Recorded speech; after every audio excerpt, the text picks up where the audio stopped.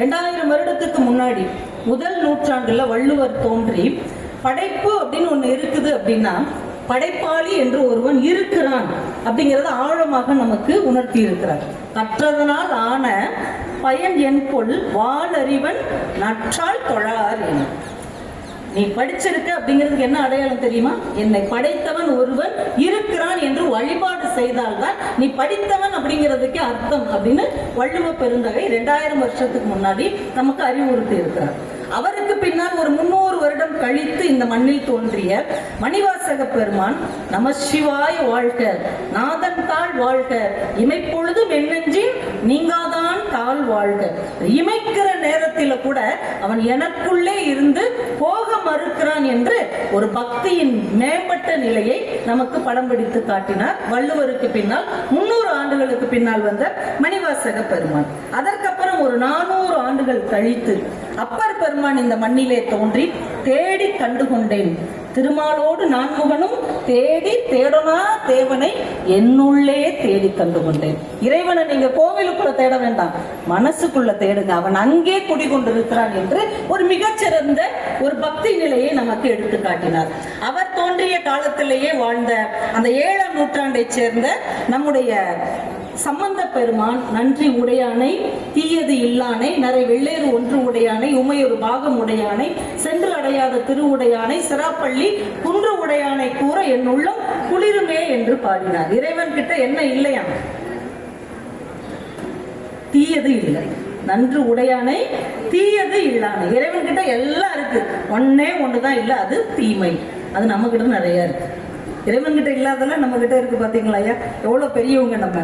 அதற்கு பின்னால் வந்த 9ஆம் நூற்றாண்டை சேர்ந்த சுந்தரர் பெருமான் இறைவனை தோள் மீது கை போட்டு தோழனாக மாற்றிக்கொண்டு பொன்னார் மேனியனை புலித்தோலை அரை கசைத்து மின்னார் செஞ்சடை மேல் மிளிர் ஒன்றை அணிந்தவனே மண்ணே மாமணியே மலபாடியுள் மாணிக்கமே அன்னே உன்னை எல்லால் யாரை இனி நினைக்கேனே என்று இறைவனை தோழனாக நாம் மாற்றிக்கொள்ள முடியும் என்று ஒரு பக்தி நிலையை நமக்கு அறிமுகப்படுத்தினார் சுந்தரர் பெருமான்.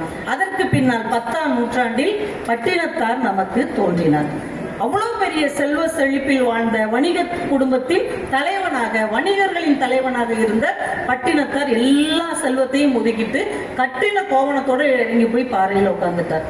அந்த அரசனுக்கே இவர் கடன் கொடுப்பாராம். அரசனுக்கிட்டே பணம் இல்லைன்னா சோழ மன்னனுக்கு இவர் கடன் கொடுப்பாராம். அரசன் இப்படி உட்கார்ந்துருப்பான், இவர் கடன் கொடுத்துட்டு கையெழுத்து வாங்கிக்குவார் நின்றுகிட்டு. இப்ப எல்லாத்தையும் உதறிட்டு போயிட்டார். எல்லாரும் சொல்றாங்க அரசன் கிட்ட அவர் பட்டினத்து அடிகளா மாறிட்டார், அவர் எல்லாத்தையும் உதறிட்டார். அப்படியான அரசன் ஓடி போறான்.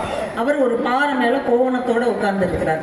அரசன் அவரை தொட்டு வணங்கிட்டு, எவ்வளவு பெரிய செல்வந்தனா இருந்தீங்க, எனக்கே கடன் கொடுத்தீங்க, இப்ப இதுல உங்களுக்கு என்ன கிடைச்சது? சிரித்து கொண்டே பட்டினத்தார் சொல்லி இருக்கிறார், நான் உனக்கு கடன் கொடுப்பேன், நீ உட்கார்ந்துட்டு வாங்குவ. இப்ப என்கிட்ட ஒண்ணுமே இல்ல, நான் உட்கார்ந்து கொண்டிருக்கிறேன், நீ நின்று கொண்டிருக்கிறாய் இல்லையா, இதைத்தான் என் பக்தி எனக்கு தந்தது என்று பட்டினத்தடிகள் நமக்கு ஒரு சிறப்பான பக்தி நிலையை அறிமுகப்படுத்தினார் 10ஆம் நூற்றாண்டிலே. அதற்கு பின்னால் 11ஆம் நூற்றாண்டிலே சேக்கிழார் பெருமான் தோன்றி சிவபெருமானிடமிருந்தே ஒரு அடியை வாங்கி உலகலாம் உணர்ந்து ஓதற்கரியவன் நிலவுலாவிய நீர்ம வேணியன் அழகில் சோதியன் அம்பலத்து ஆடுவான் மலர் சிலம்படி வாழ்த்தி வணங்குவான் என்று பெரிய புராணத்தை நம்முடைய கைகளில் ஒப்படைத்து விட்டு சென்றார்.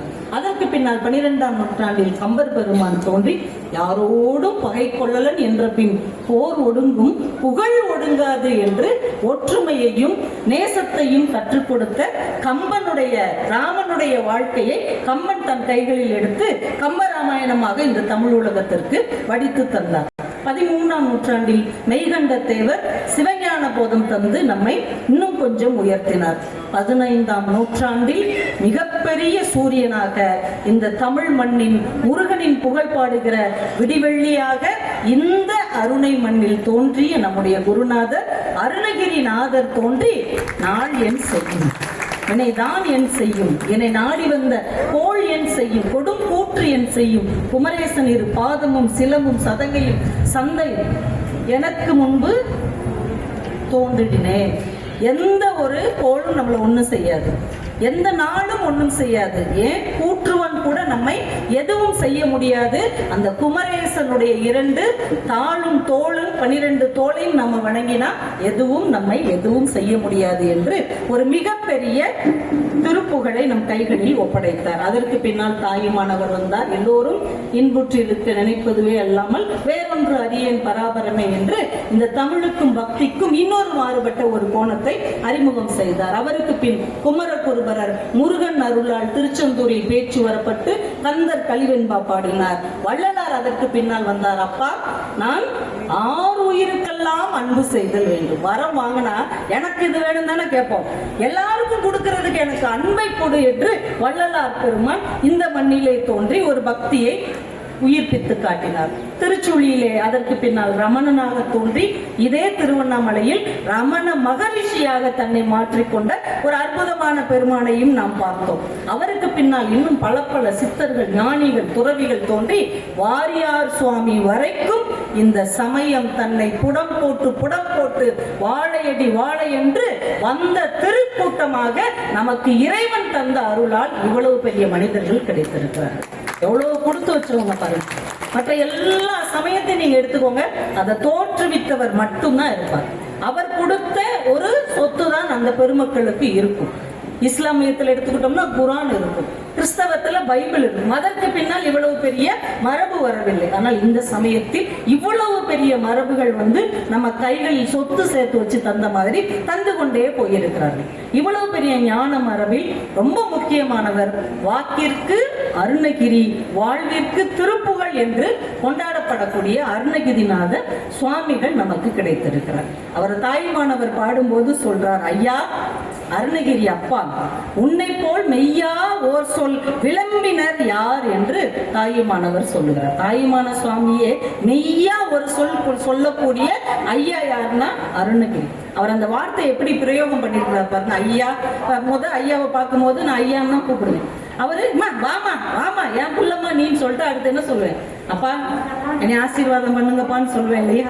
தாயுமானவர் அதை உணர்ந்திருக்கிறார். ஐயா அருணகிரி அப்படின்னு சொன்ன உடனே அருணகிரியுடைய அன்பு அவருக்கு கிடைச்சிருச்சு. அடுத்த வார்த்தையை சொல்றாரு, அப்பா உன்னை போல் மெய்யா ஒரு வார்த்தை இயம்பினர் யார். இப்படி நெருக்கமான ஒரு அன்பை தரக்கூடியவர் அருணகிரிநாத சுவாமிகள். நீங்க திருப்புகழ் புரியுதோ புரியல எடுத்து வாசிக்க ஆரம்பிச்சீங்கன்னா உங்க பக்கத்துல உட்கார்ந்து ஒரு தகப்பனை போல் தோளை தட்டி கொடுத்து வழி நடத்தக்கூடிய ஒரு குருநாதர் இந்த திருவண்ணாமலையில் உங்களுக்காகவே அவதாரம் செய்திருக்கிறார் என்றால் அவர்தான் அருணகிரிநாத பெருமான் என்பதை நீங்கள் பெருமை கொள்ளலாம். எப்படிப்பட்ட மண்ணுல நம்ம பிறந்திருக்கிறோம் என்பதற்கு உங்களுக்கு பெரிய வாய்ப்பு. எல்லாருமே முருகனுடைய அருளை பெறுவதற்காக பாடினார்கள். அருணகிரிநாதர் தான் முருகனுடைய அருளை பெற்று பாடியவர் என்பதிலே அவருக்கு இறைவனுடைய அருள் நிறைய கிடைத்திருக்கிறது. உலக இலக்கிய வரலாற்றிலேயே ஒரு மனிதன் இயற்றிய நூலுக்கு இறைவனே பெயர் வைத்தது என்றால் திருப்புகழ் என்று முருகனால் பெயர் வைக்கப்பட்ட ஒரே வாய்ப்பும் அருணகிரிநாதருக்கு தான் கிடைத்திருக்கிறது. எவ்வளவு பெரிய விஷயம். அதனாலதான் 72 ஆண்டுகள் அது தொய்வில்லாமல் இதை வளர்ப்பதற்கான ஆட்களை இறைவன் தேர்ந்தெடுத்திருக்கிறான். ஐயா கூட நினைப்பாங்க நம்ம விரும்பி வந்திருக்கணும். இல்ல, தனுஷ் ஐயா தான் இதை பார்த்துக்கணும், பிச்சாண்டி ஐயா தான் பார்த்துக்கணும், ராமச்சந்திர உபாத்தியாயா தான் இதுல இருக்கணும் என்று குரு அருளும் திருவருளும் சேர்த்து அவர்களை நியமித்திருக்கிறது. இன்னும் அவர்கள் இதை மிகப்பெரிய எல்லைகளுக்கு கொண்டு செல்வார்கள் என்கின்ற நம்பிக்கை இறைவனுக்கு இருக்கிறது. வாழ்வியல் நெறிகள் திருப்புகழ்ல நம்ம என்ன வாழ்வியலை கற்றுக்கொள்ளணும்னா, நான் உணர்ந்தது, ஏன்னா நீங்க ரொம்ப பெரியவங்க, உங்களுக்கு தெரியாத எதையுமே நான் சொல்லல, எனக்கு தெரிஞ்சதை நான் சொல்றேன், அவ்வளவுதான். நான் நினைக்கிற அந்த வாழ்வியல் நெறி இன்னைக்கு சமுதாயத்துல இல்லாம போன ஒண்ணு அப்படின்னா, ஒண்ணு நன்றி உணர்வு, இன்னொன்னு நமக்கு முன்னால இருந்த முன்னோர்களை நினைவுபடுத்துவது. இன்னைக்கு அடுத்த தலைமுறைகிட்ட இருக்கு. நான் வந்த உடனே பார்த்தேன், திருவாசகத்துக்கு உரை எழுதிய பெருமகனாருடைய படம் வச்சிருக்கிறாங்க. இந்த பக்கம் முத அந்த திருப்புகழ் சுவடிகளை தேடி எடுத்தவருடைய படம் வச்சிருக்கிறாங்க. அதை வைக்காட்டாலும் யாரும் என்னன்னு கேட்க மாட்டாங்க. இதையும் வைக்கலன்னு யாராவது கேட்க போறோமா? கேட்க மாட்டீங்க. ஆனா அவங்களுக்குள்ள இருக்கு.